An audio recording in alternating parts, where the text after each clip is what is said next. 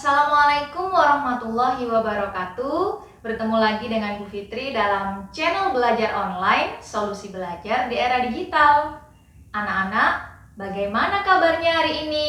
Semoga selalu sehat dan tetap semangat ya belajar di masa pandemi ini. Baik, dalam video kali ini Bu Fitri akan melanjutkan pembelajaran kelas 8, tepatnya teks persuasi bagian yang kedua. Kalau begitu, langsung saja kita mulai materinya.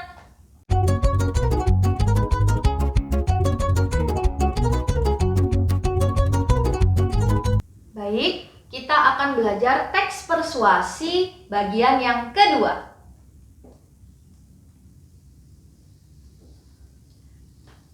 Kompetensi dasar yang kali ini harus kalian capai adalah 3.14 menelaah struktur dan kebahasaan teks persuasi yang berupa saran, ajakan, dan pertimbangan tentang berbagai permasalahan aktual, yaitu lingkungan hidup, kondisi sosial, dan atau keragaman budaya, dan lain-lain, dari berbagai sumber yang didengar dan dibaca. Kemudian 4.14 menyajikan teks persuasi, yaitu saran, ajakan, arahan, dan pertimbangan secara tulis dan lisan dengan memperhatikan struktur, kebahasaan, dan aspek lain. Ada dua juga tujuan pembelajaran yang harus kalian capai. Yang pertama adalah peserta didik mampu menelaah struktur dan kebahasaan teks persuasi yang berupa saran, ajakan, dan pertimbangan tentang berbagai permasalahan aktual, yaitu lingkungan hidup, kondisi sosial, dan atau keragaman budaya dan lain-lain dari berbagai sumber yang didengar dan dibaca.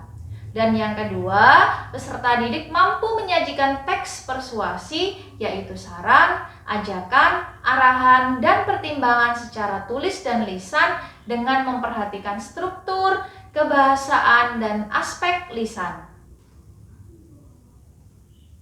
Bisa ya untuk mencapai dua tujuan pembelajaran itu. Nah, yang pertama kita akan belajar tentang struktur teks persuasi.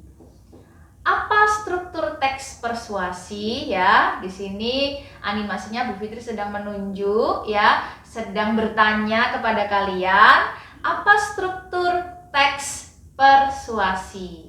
Kira-kira apa ya anak-anak?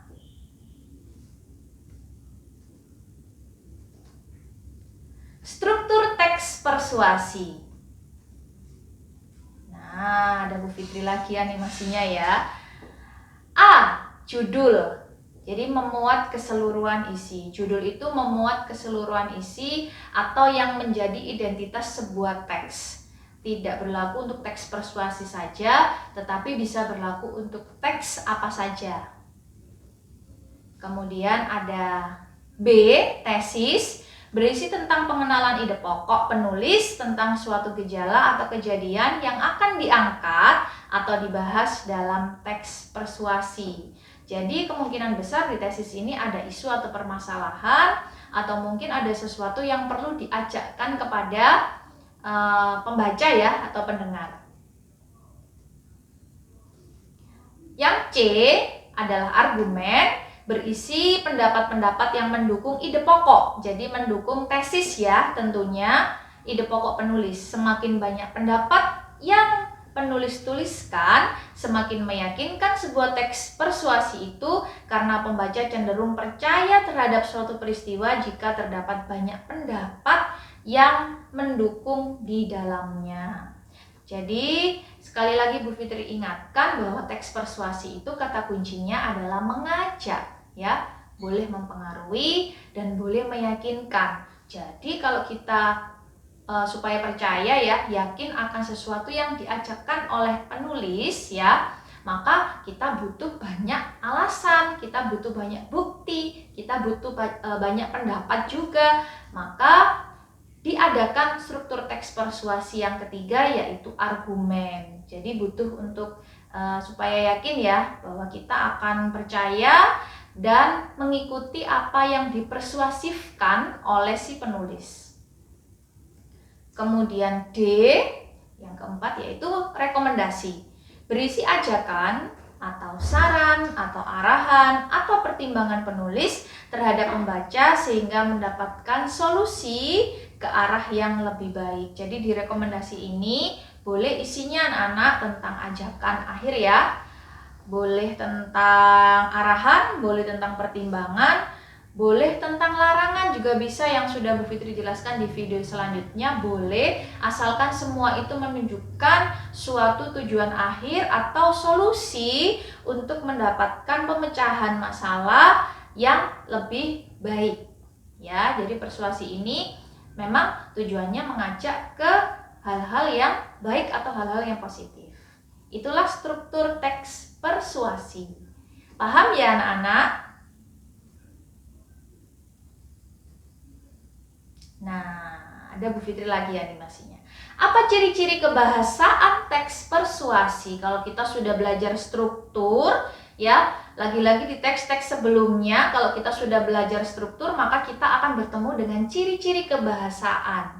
Kali ini kita akan belajar ciri-ciri kebahasaan teks persuasi.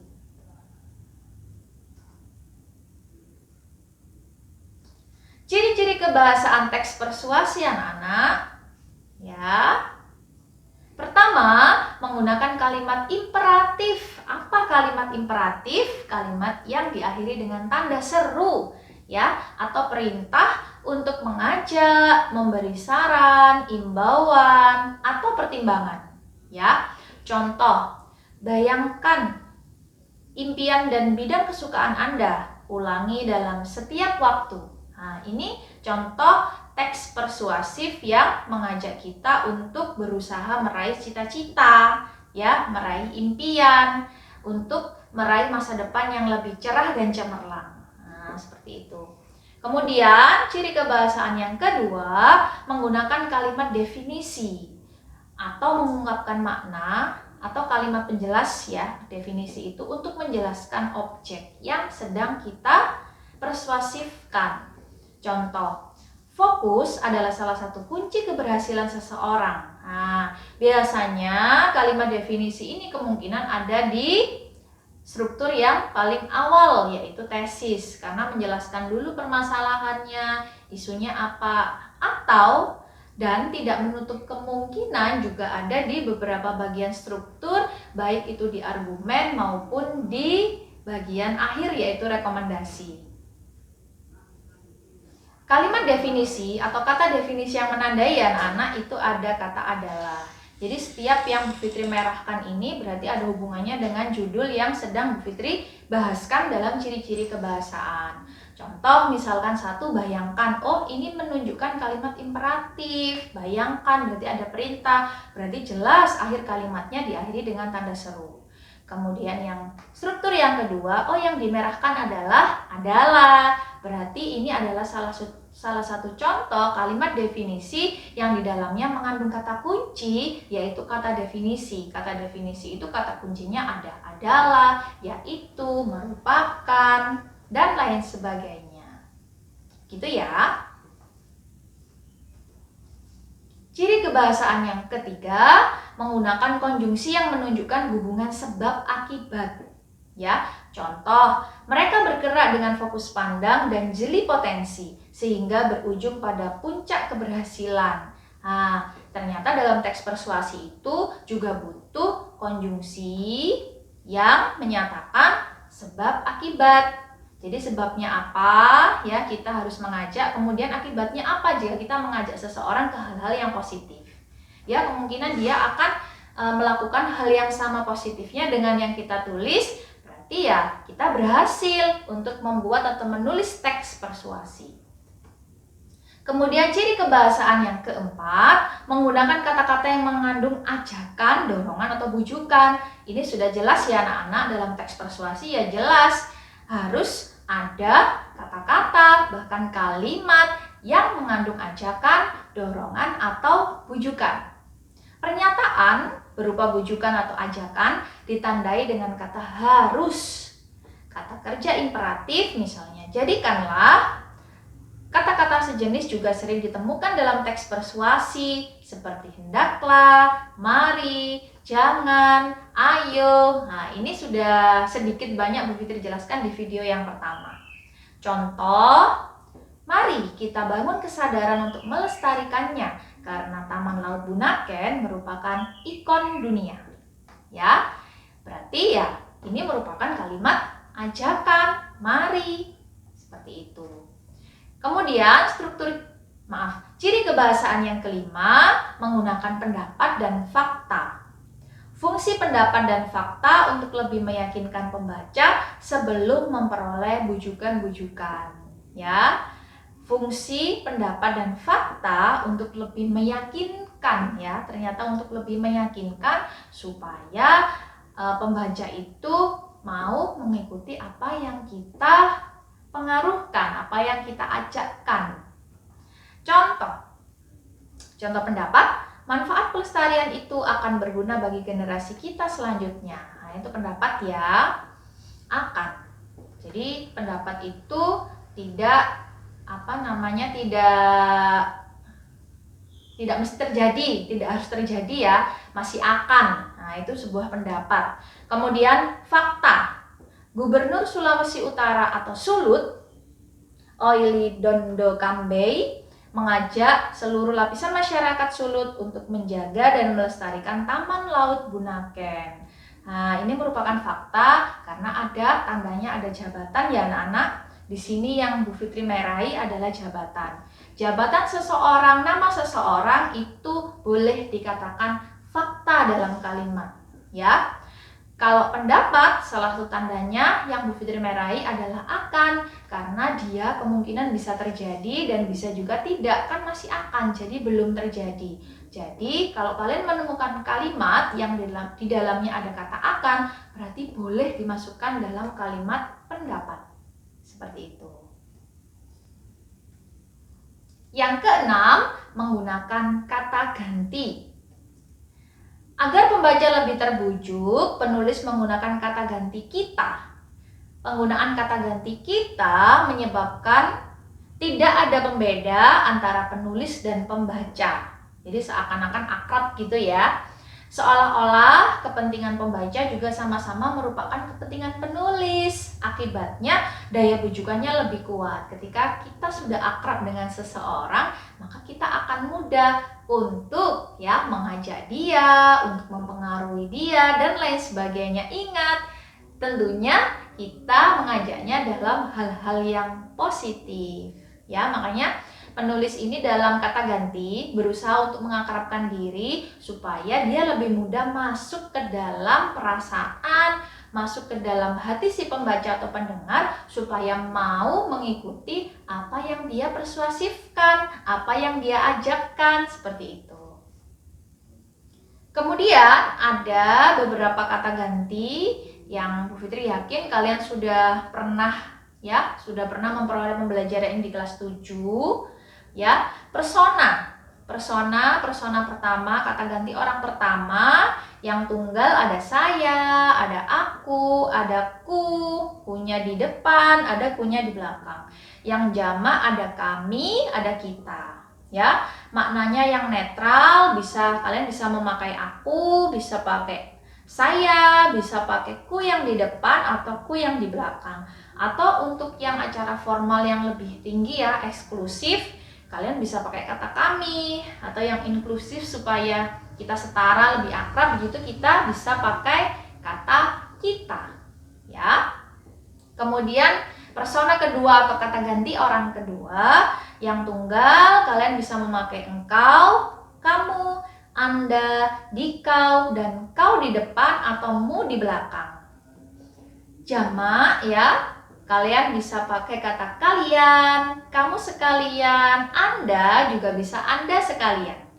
Kemudian maknanya kalau netral, kalian bisa menggunakan engkau, kamu, Anda, dikau, dan kau di depan, dan mu di belakang. Untuk eksklusif dan inklusifnya tidak ada, jadi kalian bebas memakai apa saja dalam kata ganti orang kedua ini. Kemudian persona ketiga atau kata ganti orang ketiga, yang tunggal ada ia, ada dia, beliau, nya di belakang, atau nama orang itu sendiri kalian bisa gunakan untuk kata ganti orang ketiga tunggal. Kemudian jamak, kalian cukup memakai kata mereka.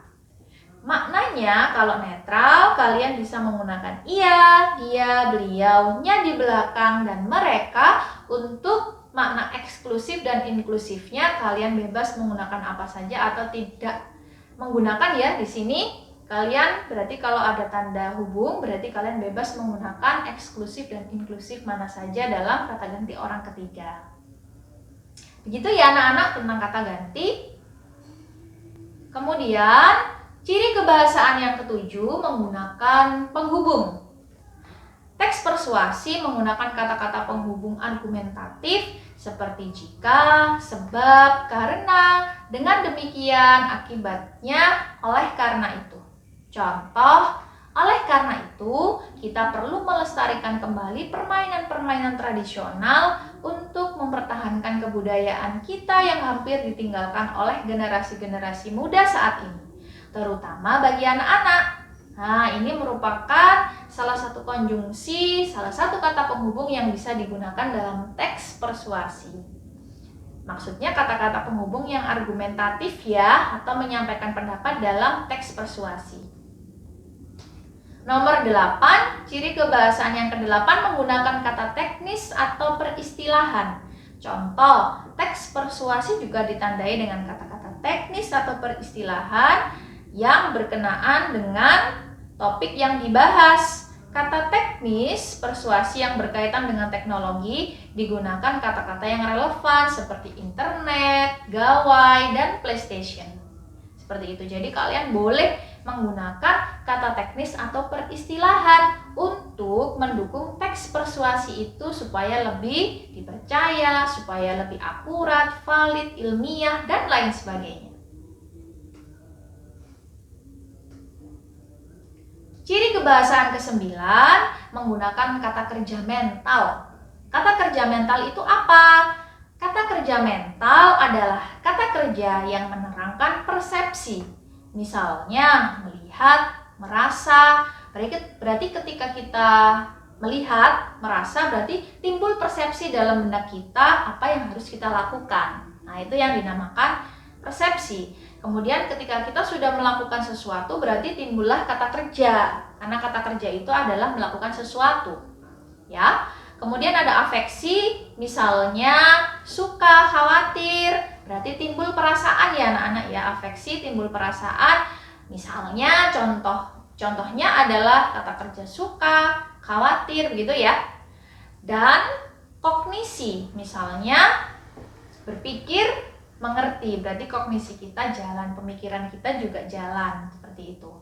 Dalam teks persuasi juga digunakan kata-kata kerja mental. Sebagai contoh kata kerja mental yang lain seperti diharapkan, memprihatinkan, memperkirakan, mengagumkan, menduga, berpendapat, berasumsi, atau menyimpulkan.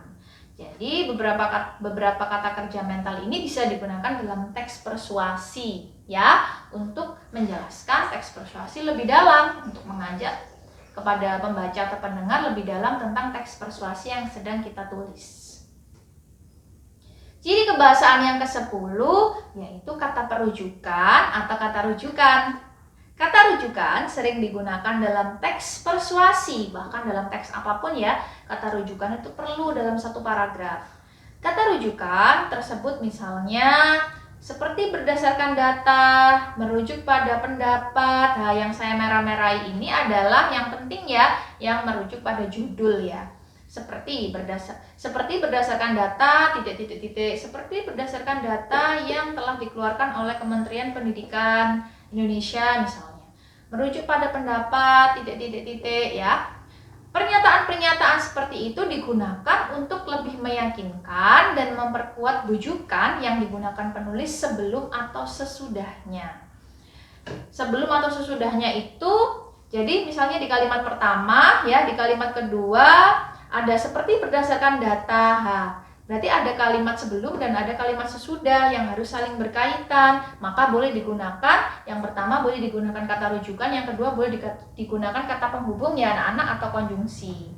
Jadi semuanya dalam satu paragraf itu harus saling berkaitan. ya. Ada beberapa cara yang digunakan untuk mengaitkan, itu tadi bisa kata penghubung dan bisa kata rujukan. Itulah ciri kebahasaan teks persuasi anak-anak, ada 10. Sekarang kita bingung nih. Bingungnya mengapa ya? Karena animasinya sedang bingung. Nah, kira-kira bagaimana cara menyajikan teks persuasi ya? Berarti ini sudah masuk dalam kompetensi dasar yang kedua, yaitu menyajikan teks persuasi. Menyajikan atau menulis teks persuasi. Yang pertama, menentukan topik, ya. Topik merupakan lingkup pembicaraan dalam suatu teks. Contoh topik, ajakan meningkatkan pendidikan. Nah, berarti kita topiknya mempersuasifkan untuk mengajak seseorang atau orang banyak untuk meningkatkan pendidikan. Nah, kemudian yang kedua, menentukan tujuan. Tujuan utama teks persuasi adalah meyakinkan pembaca atau pendengar. Dalam menyampaikan tujuan, berusahalah menyampaikannya dengan jelas dan singkat agar mudah ditangkap oleh pendengar dan pembaca. Jadi tidak perlu bertele-tele ya anak-anak, cukup singkat dan jelas saja. Contoh tujuan nih misalnya, mengajak, membujuk, dan mempengaruhi pembaca agar membantu meningkatkan pendidikan di Indonesia. Jadi buatlah kalimat-kalimat persuasif yang mengajak, membujuk, mempengaruhi agar semua pembaca dan pendengar itu meningkatkan pendidikan di Indonesia. Ya, betapa banyak seseorang maksudnya betapa beruntungnya ya kita jika kalimat-kalimat persuasif kita itu berhasil meningkatkan sesuatu secara nasional, meningkatkan pendidikan di Indonesia contohnya. Kemudian cara menyajikan yang ketiga yaitu membuat kerangka teks. Kerangka teks dibuat sedemikian rupa sehingga terdapat keterkaitan antara kalimat yang satu dengan kalimat lainnya. Kerangka juga akan memandu seseorang penulis mengembangkan teks atau karangannya. Kerangka teks bisa meliputi topik, gagasan utama, dan gagasan pendukung. Contoh kerangka paragraf persuasi. 1. Pendidikan modal pembangunan. Yang kedua, tingkat pendidikan di Indonesia masih rendah. Yang ketiga, menurut data United Nations Development Program (UNDP), tingkat pendidikan masyarakat Indonesia berada pada peringkat ke-124 dari 187 negara yang disurvei. Yang keempat, semua komponen bangsa bertanggung jawab terhadap penduduk yang ingin menuntut ilmu. Nah, ini salah satu contoh kerangka ya anak-anak yang bisa dijadikan pijakan untuk membuat sebuah teks persuasi supaya ada relnya. Kemudian setelah membuat kerangka, ya, kita mengumpulkan data. Setelah semua siap, saatnya dilakukan pengumpulan data. Data tepat dan akurat membantu pembaca dan pendengar untuk percaya kepada kita. Cari data semaksimal mungkin. Data yang dikumpulkan harus akurat dan dapat dipertanggungjawabkan. Oleh karena itu harus ada sumber atau daftar pustaka yang harus kalian cari, yang harus kalian jadikan acuan supaya tulisan atau teks persuasi yang sedang kalian sajikan itu lebih akurat ya dan lebih dapat dipercaya. Contoh, menurut data United Nations Development Program atau UNDP, tingkat pendidikan masyarakat Indonesia berada pada peringkat ke-124 dari 187 negara yang disurvei. Berarti sudah ada data yang dimasukkan, datanya dari UNDP. Seperti itu. Cara menyajikan yang kelima yaitu menulis teksnya. Nah, ini bagian yang ditunggu-tunggu yaitu tahap akhir atau terakhir yaitu mengembangkan kerangka teks sesuai dengan topik, tujuan, kerangka, dan fakta yang sudah dikumpulkan. Gunakan pemilihan kata atau diksi yang baik agar mudah meyakinkan para pembaca dan pendengar. Baca kembali untuk memastikan teks persuasi tersebut sudah baik. Ya. Nah, supaya tidak berangan-angan, Bu Fitri beri contoh paragraf persuasi yang sudah kita bahas sejak awal tadi ya, dari nomor 1 cara menyajikan. Ini adalah paragraf singkat persuasinya. Pendidikan merupakan salah satu sarana untuk menghasilkan penduduk berkualitas sebagai modal pembangunan. Tingkat pendidikan seseorang akan berpengaruh pada penguasaan ilmu pengetahuan dan teknologi yang sangat penting pada abad ke-21. Indonesia sebagai negara berkembang masih memiliki tingkat pendidikan cukup rendah. Menurut data United Nations Development Program atau UNDP, tingkat pendidikan masyarakat Indonesia berada pada peringkat ke-124 dari 187 negara yang disurvei. Tingginya angka putus sekolah karena keterbatasan biaya mungkin menjadi penyebab rendahnya tingkat pendidikan masyarakat Indonesia ini. Oleh karena itu, semua komponen sebaiknya bangsa bertanggung jawab terhadap penduduk yang ingin menuntut ilmu. Nah, sudah ada gambaran ya anak-anak tentang 5 cara menyajikan teks persuasi beserta contohnya. Kalau lebih lama untuk melihat paragrafnya, kalian bisa pause ya. Ya, terima kasih anak-anak sudah mendengarkan penjelasan teks persuasi bagian kedua dari Bu Fitri. Sampai jumpa.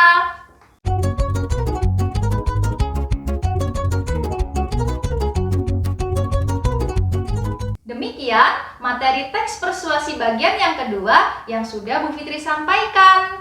Sampai bertemu di video selanjutnya. Selamat belajar dan selalu sehat ya anak-anak. Terima kasih. Bu Fitri akhiri. Wassalamualaikum warahmatullahi wabarakatuh.